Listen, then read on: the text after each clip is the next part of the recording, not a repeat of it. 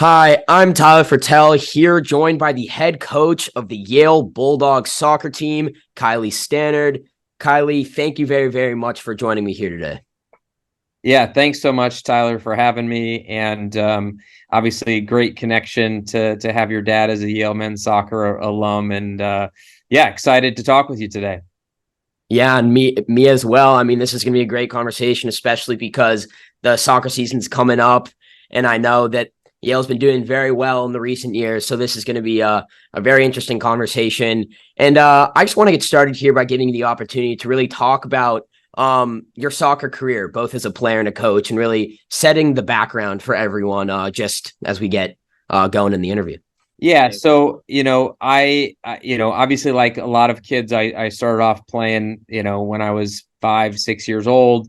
I come from kind of the middle of nowhere, unlike you. I grew up in Iowa, not a soccer hotbed whatsoever, but I think it, is part of my identity, and I guess a little bit of why I gained somewhat of a chip on my shoulder, and felt like I had to kind of go above and beyond and work very hard to try to excel at the sport. And obviously this is 25, 30 years ago now when my recruitment process started. And back then it was really me trying to show myself and sell myself. And so ultimately earned my way onto the Creighton University men's soccer team. It was a top 20 program at the time. So, but I was a recruited walk-on there, and didn't earn any sort of athletic scholarship until my senior year, but worked hard to earn that. So had a good career there. I was a solid role player on some really, really, really good teams. Went to a Final Four, an Elite Eight, played with many future pros. So, I gained a lot of my experience and identity at my time at Creighton. So then, I did start off working in the quote unquote real world, after earning a bachelor's degree in accounting and finance, and started to coach club and Olympic development soccer on the side. But it's kind of how I first got started. And you talked a little bit about how your time at Creighton really prepared you in terms of soccer coaching, specifically your career in coaching.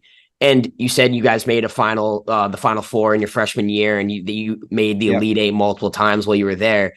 How do you use your own experiences to kind of inform or maybe comfort the nerves of your own players when they're put in experiences like that? For example, we'll talk about this more, but in 2019, your team won the Ivy League championship, and it was the first for Yale in many, many years. And obviously, it's not a feeling that players are accustomed to, being in the bright lights and pressure like that. So how'd you really use your own time on the field to help them?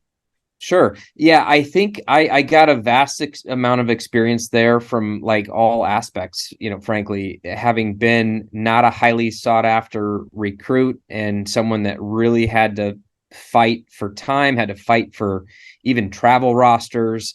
And so I do feel like I can relate with a lot of the players, from anyone who is, not as highly recruited, but gets the opportunity and works very hard to try to even make a travel squad. And, obviously also dealing with the challenges of competitive athletics when you're a role player. And it's like sometimes you might get a play, many times you don't necessarily get a play. But that is the nature of highly competitive athletics. So I do feel like I can put myself in the shoes of a lot of the guys on the team, whether it be kind of those middle guys to some of the guys that don't get as much time. And then, of course, I think being able to relate to the top players, because I played with a lot of elite players, guys that went on to win MLS championships, get caps with the U.S. men's national team, multiple MLS All-Stars.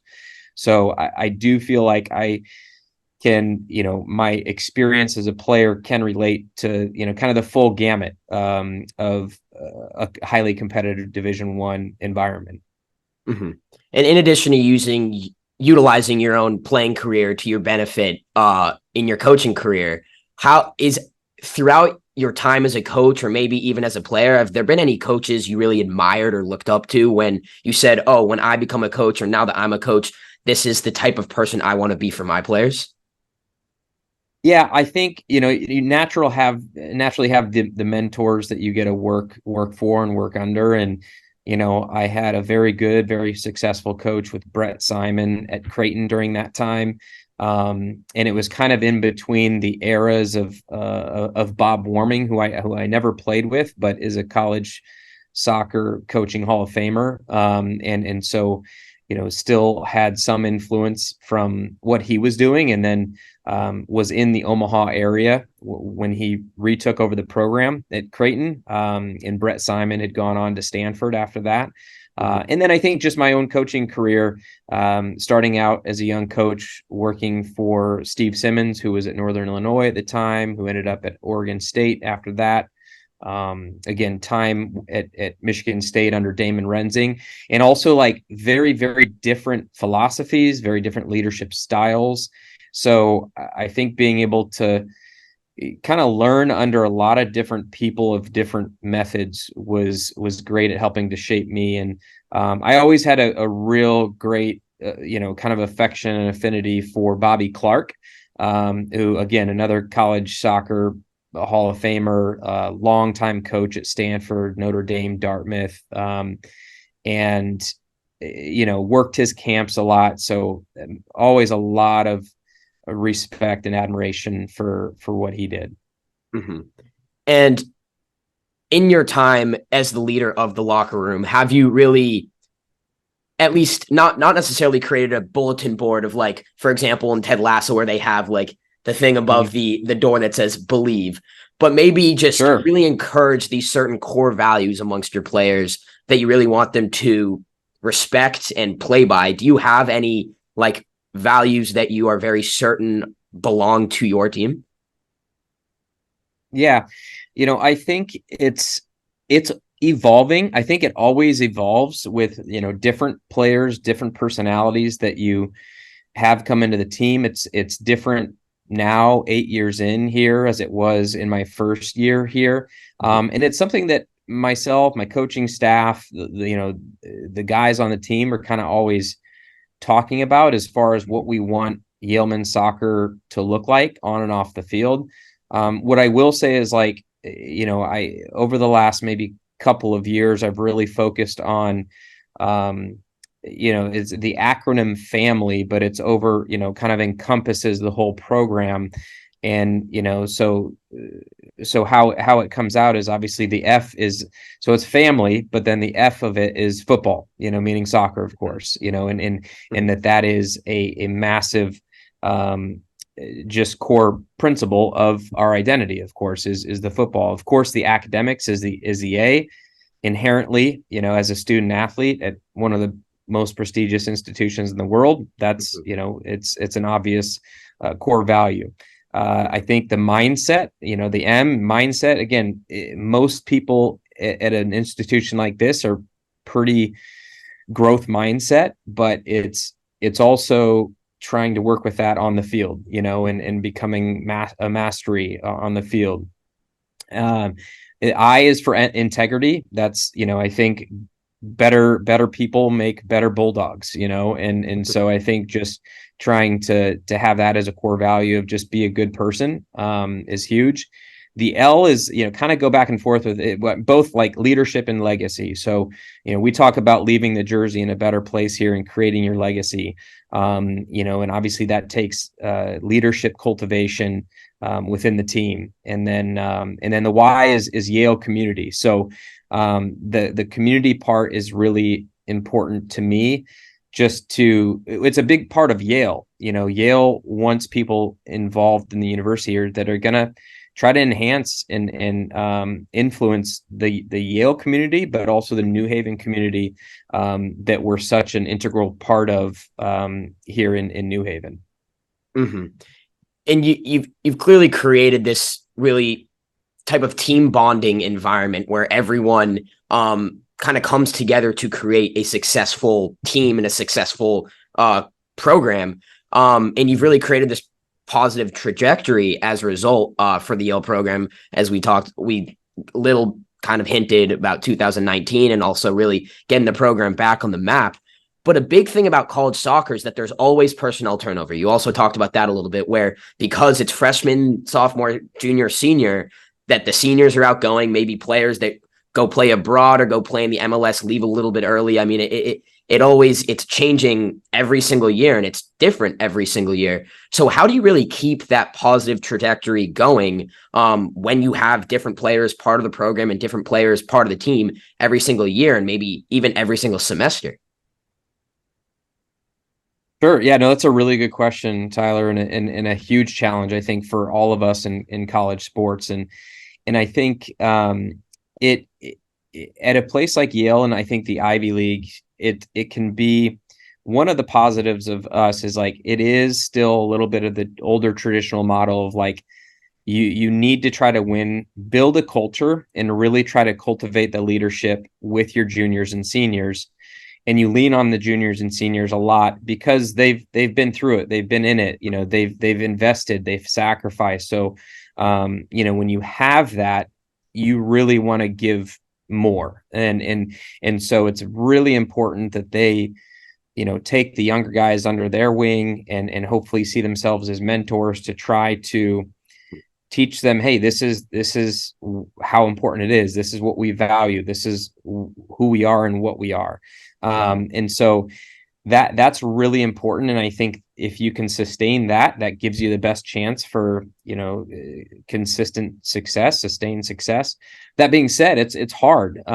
Like I think one of our big challenges this upcoming year, frankly, is like we lost a very experienced and influential group right down the center of our field, with our goalkeeper, all Ivy center back, and all Ivy center mid, and an all Ivy forward. So like right down the spine, we're losing some really good players with a lot of really good experience. And I think we have some really good guys and players and guys in our team. But now it's trying to see who steps it up, and now with some of these opportunities that haven't been there as much. So but now it's just kind of leaning into, okay, what we've learned, from our successes, what we've learned from our failures, and try to just continue to lean into that. But I can't tell you enough how important it is to just try to grow and sustain leadership within the team. Mm-hmm. And obviously a big part of really replacing these core members of your team is not only having people already on the team step up who are maybe freshmen, sophomores, or even juniors who are going into their senior years, but it's a big part of the college game overall is recruiting.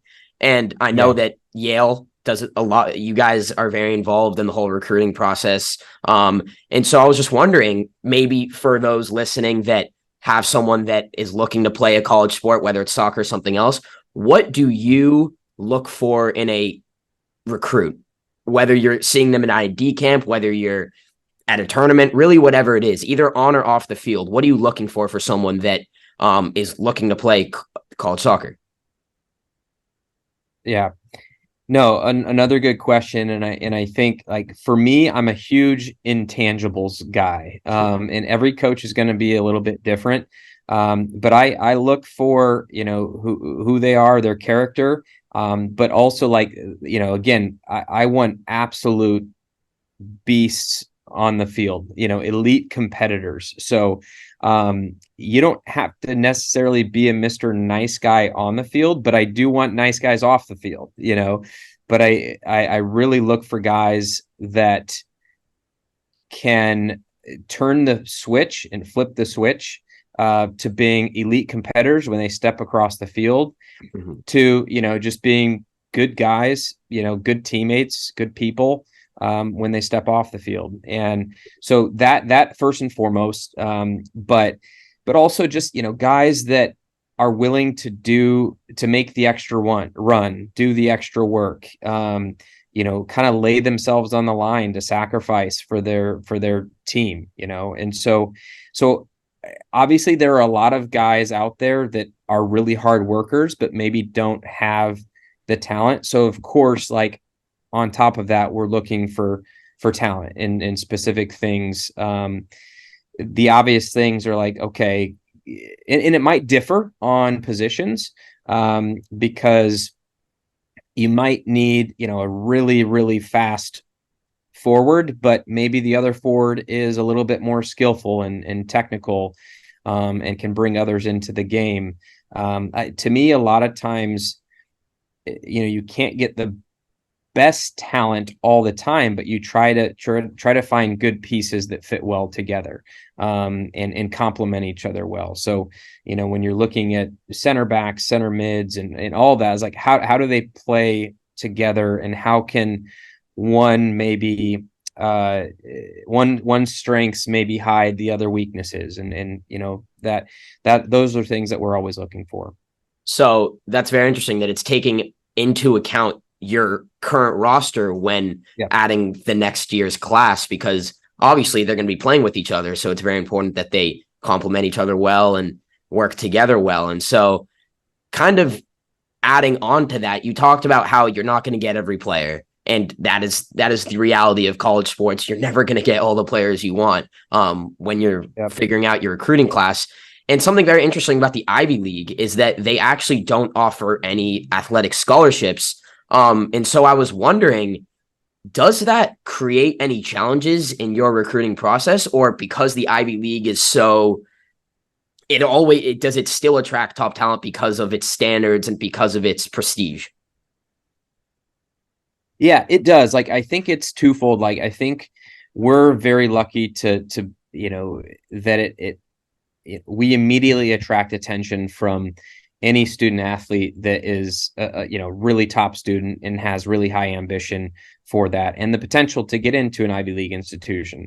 And so we're really spoiled with that, because we get a lot of interest. Almost, it's almost overwhelming, frankly, because it's a global name. And so we get people from all over the country, every corner of the country, every corner of the world, that is a top student that, would love to have an opportunity to get a degree from Yale. And so, but the hard part is then, of course, sifting through that, because there are a lot of great students out there, but we're also trying to find, elite people, elite players that can try to compete eventually for, a national championship here, that have those academic standards. And so we run into a lot of competition with like institutions, that, Stanford's and Duke's and Notre Dame's and, Georgetown's, Northwestern's. So those are a lot of the conversations that we're in. But all those schools I just mentioned outside of the Ivy League, of course, like you said, they can offer athletic aid, and we cannot. So we certainly look for. The great thing, though, that I will say is Yale and many of the other Ivies are great at finding, financial aid based on need. So it's all need-based aid. And while it's prohibitive for some, for sure, they do a great job of helping families that need help and financially. And so again, I would say, maybe close to half our roster, at least, is on some sort of financial aid. And that varies in amount. But it's a part of our recruiting process. But what I will say is, sometimes if we get in those recruiting battles with some of those institutions I mentioned, they can slap down, a financial offer that they control more than what we can control. So that is where we have that extra challenge. Mm-hmm. And you talked about these battles between schools that are top tier academic schools, in addition to being top tier soccer schools. But then you also talked about this idea of looking for players that are not only good fits for your program, but also will bring top talent to your program. And so it's a lot of kind of these different aspects of the college soccer process coming together to create, honestly, what seems like a very complicated, what you're trying to find the solution to what will get you back to the top of the Ivy League. And it seems very confusing at times to really find out what you're prioritizing.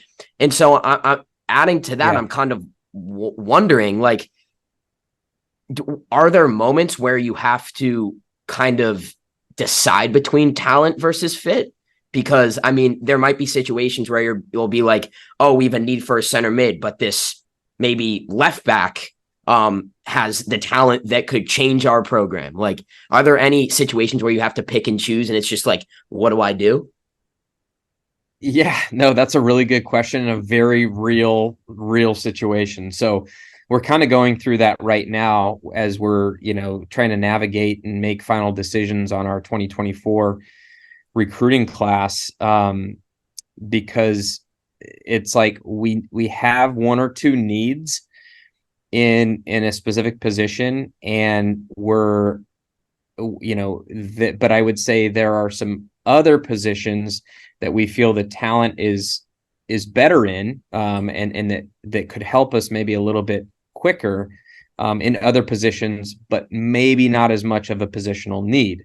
So yeah, without divulging too much, that example is very real, and we're literally going through it right now, trying to make decisions on what the collective best fit is for. Now, as the head coach, of course, like, I have to be able to take a step back and say, okay, what is really the most important thing? And what is our most important priority and need? Even though, one player might be a little bit more talented, is it really what makes our collective group better? So again, those are very real situations. And adding to that, because you talked about some positions might have better talent compared to a position of need, how do you find the balance between potentially you maybe getting that player in a different position and maybe developing them into this other position? Because obviously the big thing is, oh, I have most of the time 4 years with these certain players. I mean, some maybe leave sooner if they want to transfer, or if they're going pro or whatever. But usually players stay for 4 years. So how do you really find this balance between, oh, I want to develop this guy and maybe see if he can fit in this certain role, even though it's very questionable, it might not work. It's a risk, but at the same time be like, oh, I have to play for now. I want to get that Ivy League title. Yeah.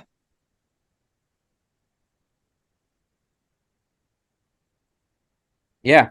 No, I think that's probably one of the reasons why I really like versatile players.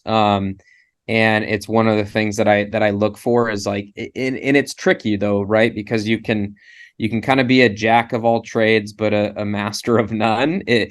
So it can work both ways. But I definitely like to have one or two players per recruiting class that I feel like have the potential to play a number of positions. And then it's a matter of trying to, plug them in and see where they fit the best, but also like, then it gives them hope for maybe developing into another position later in their career, like you said. Mm-hmm. And in 2019, we'll get to this now. I think it's time. In 2019, under you, the Yale soccer program put it all together, and you led the Bulldogs to capturing their first outright Ivy League title since 1996, which was actually when my dad was on the team, which is pretty funny. And you guys earned your first NCAA tournament bid since 2005. And the season was no fluke. I mean, prior to 2019, you guys had improved your overall win total in each of the previous 3 seasons. So how did you really balancing every aspect of your job in terms of developing the current team, creating your recruiting classes, bringing it all together? I mean, you were still in, was that your 5th year as the head of the program, still putting it all together? So how did you really work to continuously build a team environment that finally promotes this massive winning mentality? Because you guys really got to that place where you wanted to be. Yeah, no, I think like everything, it takes a village, for anything to come together, and a lot of people involved. And first and foremost, like, just the group of seniors that led us to that championship was just a really special group. So it was literally my first recruiting class that came in, and again, they were recruited and sold on a vision, not anything concrete, because those guys were recruited from a team that had won one game, and were in the bottom 5 RPI in the nation. And so, but it was hope, belief, vision of like, hey, you could be a part of something special here. And my ambition is to try to help bring this program back to, winning an Ivy League championship and being a top 25 program. And ultimately their buy-in and their sacrifice, and what I'll say is their suffering in early years, is what I think helped create that hunger to take us there, and that belief, because they had worked so hard, suffered a lot, and I think that group was going to be so hard to beat, because they had one thing on their mind. They had one mission, and they were not going to let anything get in their way. And obviously, of course, I had assistants that worked incredibly hard in the process of building that on the recruiting trail. And then, some great assistants that helped, kind of just help fine tune a little bit, and kind of sharpen the saw. I like to say, as far as like with, again, the foundation and house had been built a lot, but, it takes that little bit of polishing to help us get there. But to me, that group of seniors, the first group that I brought in, like, they were just, nothing was going to get in their way. And it was just fun to kind of step back and watch as it went along. And so it was fun to see a lot of that just come to fruition. And and I think they were, they did a great job of bringing the other guys along as well, because that group 100% was won by juniors and seniors in their leadership. But then with some young players that helped add to that, but young players don't have as much pressure. And so, they had to learn from that. But yeah, that'll always be a special group. But I also, this program also wants more. We want to win another Ivy League championship, of course, and then we want to win games in the NCAA tournament. So now that's the challenge and vision for our current squad, and then guys that we're looking to bring in. Mm-hmm. And after that massive up of a season for your program, I mean, that 2019 season was special, and that is very clear. That there was a massive down for the whole world, and that was the COVID-19 pandemic in 2020. So, I mean, the Ivy League canceled their entire sports seasons for all sports entirely. And so you guys got to have no season in the fall of 2022. I mean, in 2020, sorry. And so after having that very successful season where it almost felt like, oh, this program is here, like we are here to stay, like let's have another great season with our now seniors that were very important last year as juniors. What challenges did you really have to kind of take on, and really how did you, if you could at all, did you try and uplift your team and say, oh, let's maintain hope. Let's go into the 2021 season as best as we can. What was really your situation there? Yeah, no, Tyler, it's like I have flashbacks when I think of this whole situation, because, and obviously, taking a step back, obviously, big picture wise, like their COVID and the challenges of COVID for us on our own level, pale in comparison to what it did on a global scale, of course, but speaking specifically to our team and our program, it was a massive blow. Like, I mean, unquestionably, we, even our athletic director at the time, said outright, like, that situation hurts programs like ours that were in that like upward trajectory momentum, more so than bad programs or building programs, because it just allowed them more time. But for us, it was, again, winning the championship, We had a fantastic group returning. We had a top 10 recruiting class coming in the next year. And, everything was aligning to keep moving the needle forward. And, so for me, it was a massive blow. It was a big obstacle that slowed our momentum down. So it took a lot of extra work and Zooms like everyone else, just to keep the group together. And and it had to keep plugging away on the recruiting trail as much as possible. So yeah, I think it didn't stop our momentum, but it very much slowed our momentum for sure. Mm-hmm. And then returning to the field in that 2021 season, I don't know how much preseason you guys or preparation you guys had before that, just because COVID was still there, it was still lingering, it was still affecting everyone's lives. But going back into the 2021 season, how long did it really take to get your foot back on the pedal, to get your team back on the train tracks, really get going again? I mean, did it truly take that full season to be like, okay, we're back? Or did the team understand, oh, this is reality from now on, right when it started?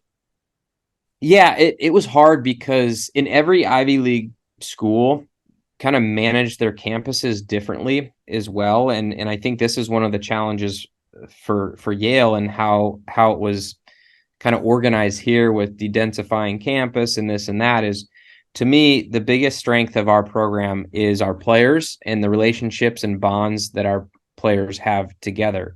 But how it worked out is that the new class that came into us in fall of 20, that of course wasn't competing, they were there with juniors only and not sophomores. But you really gain the most connection and relationships with the class that's kind of immediately above you or below you.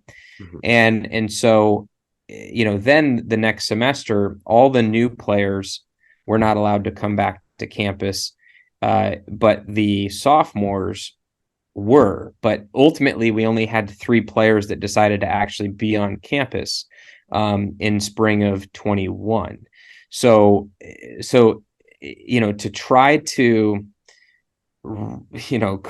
replicate on field cohesion is just not possible unless you're really on the field, training, working hard together, building those relationships. So along with our sophomore class that didn't know our first year class in that year, then coming into fall of 21, of course, adding a new class of players, we had that fall of 21, we had 17 new players. Wow. That had never played together or knew each other, or had even played,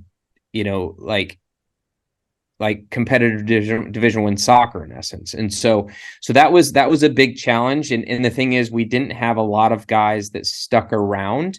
What would have been seniors the year before had decided to move on and graduate and move forward in their lives. And so it was a challenge because we lost leadership automatically.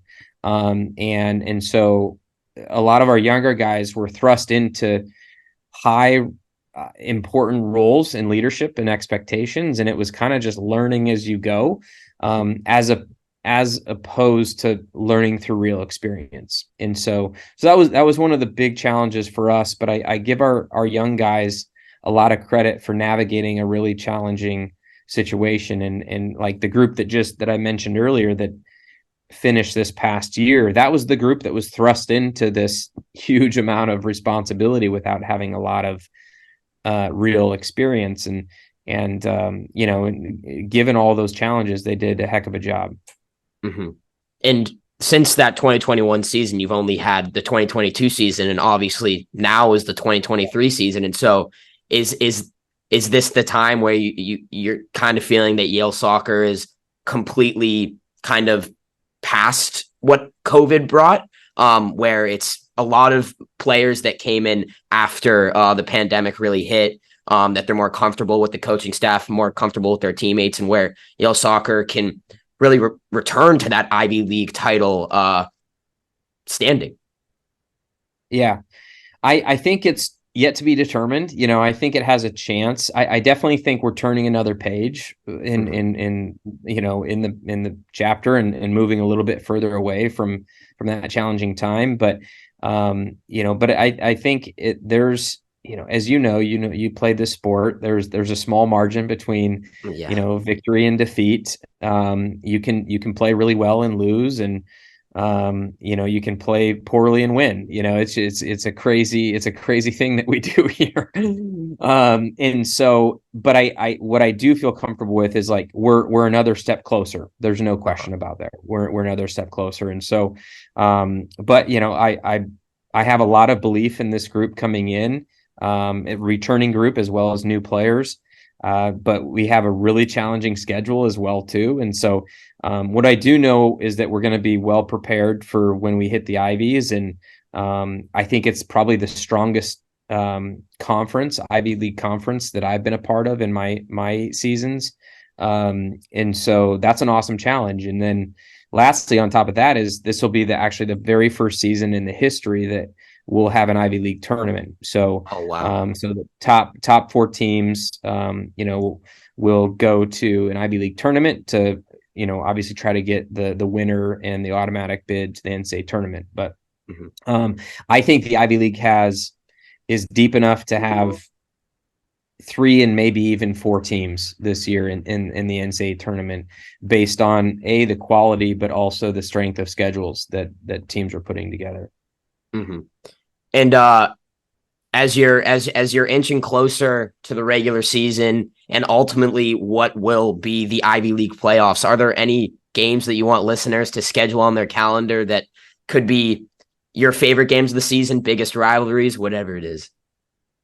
Yeah, I mean, it's going to be a fun slate. I think it's a top 25, top 30 strength of schedule. Like, our home opener will be fun. It's against West Virginia, who we had a great win against on the road last year. They were a top 10 team last year. They're going to be very strong, and that's a home opener. But I could name so many. UMass, UConn, SMU, UC Irvine, Colgate. I mean, they're Syracuse, the defending national champs.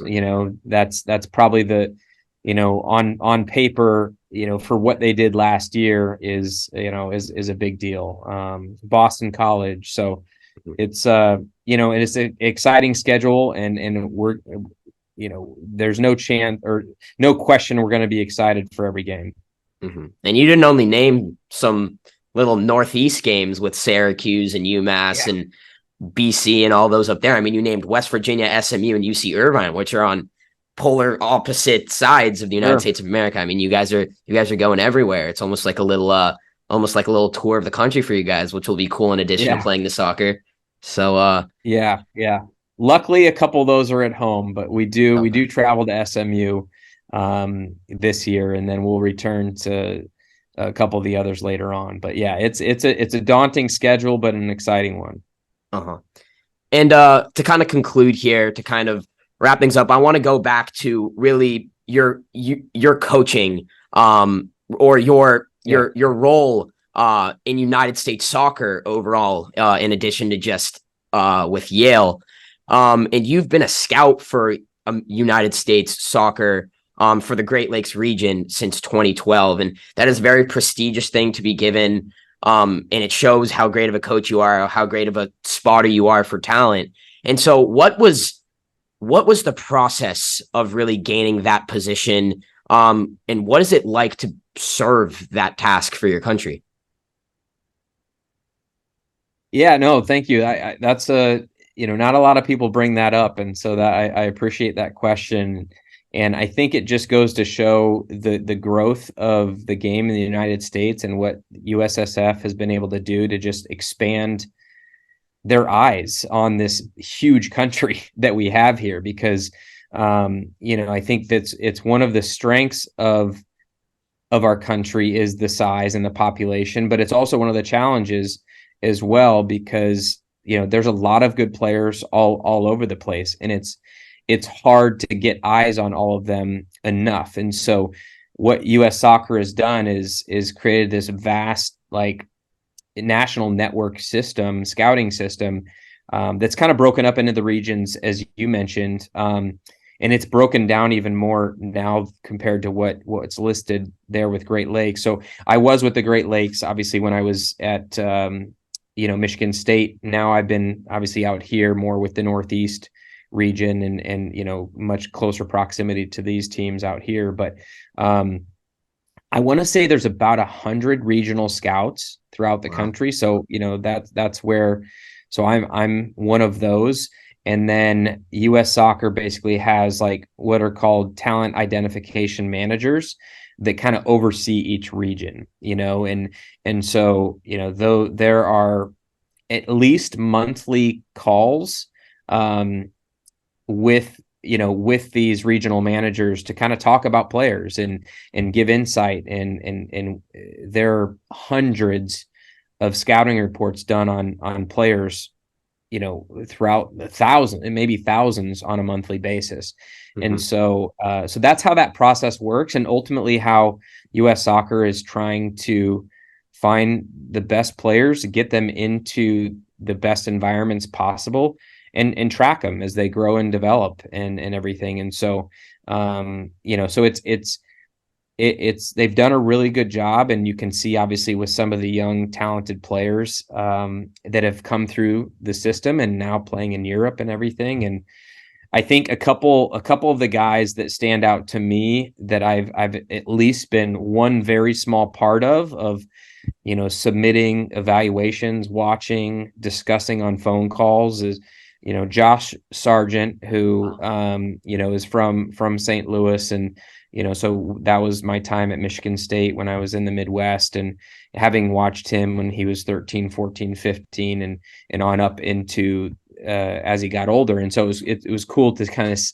see how he, because he had ups and downs during that period as well too, but ultimately obviously was a part of this last World Cup squad, and is in Europe and everything. And then the other one would be Gio Reyna, who obviously was so there's a lot of excitement with Gio, obviously, and so talented. But seeing him with New York City FC for a couple of years before he moved on to Dortmund, so again, having conversations and scouting reports on him, so it's cool to see that as one just very small piece of the network.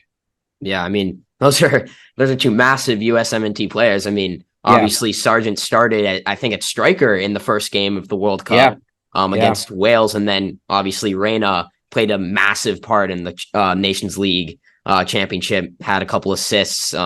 So I mean, and obviously, like you said, playing in Europe with, I think Sargent's at Norwich, and then Reyna's at Dortmund. So I mean, the fact that you got eyes on these guys at such young ages, and now they're, I mean, flourishing all around the world. I mean, that's really cool. That's really unique. Yeah, no, it's really cool to just be a part of, again, a small part of just seeing how those guys, where they started and how they've kind of progress their careers and hopefully continue to grow them. Mm-hmm. Well, Mr. Stannard, it's been an absolute pleasure talking with you today. Very informative. Would have expected nothing less out of such an amazing head coach with such an awesome program. And I wish you all the best this year. Hopefully you guys get another Ivy League title to put up there in New Haven. And good luck this season, and let's stay in touch. Yeah, thank you very much. You're too kind, Tyler, but thank you very much, and you're doing a great job, and certainly a privilege to be a part of this with you. I appreciate it. Thank you.